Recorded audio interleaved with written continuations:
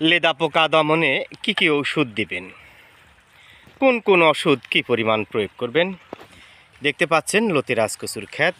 আপনারা দেখতে পাচ্ছেন এইটা মূলত ইনতেফা কোম্পানির 100 মিলির দামদামা। এই যে দেখতে পাচ্ছেন, এইটা 1 কাক দিবেন। এই যে কাকটা দেখতে পাচ্ছেন, 1 কাক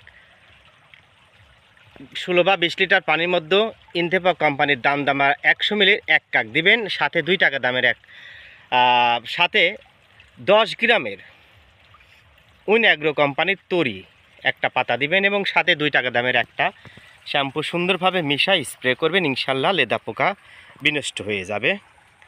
তো আসুন কিভাবে স্প্রে করা হচ্ছে আমরা একটু দেখানোর চেষ্টা করি। প্রিয় দর্শক, আপনারা দেখতে পাচ্ছেন লেদা পোকায় আক্রান্ত একটি পাতায় লাখ লাখ লেদা পোকার লার্ভা দেখা যাচ্ছে। এই যে দেখতে পাচ্ছেন, এই লেদা পোকা মূলত পাতার পিছনের দিকে দেখেন ডিম পাড়ে।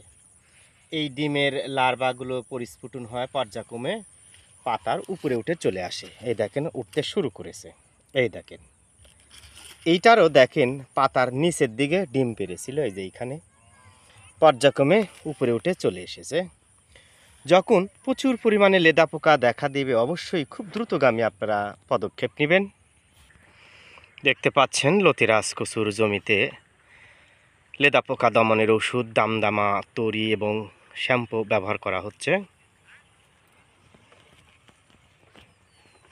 এখানে মোটামুটি প্রায় 2.5 বিঘা জমিতে লতিরাজ কচু চাষ করা হয়েছে।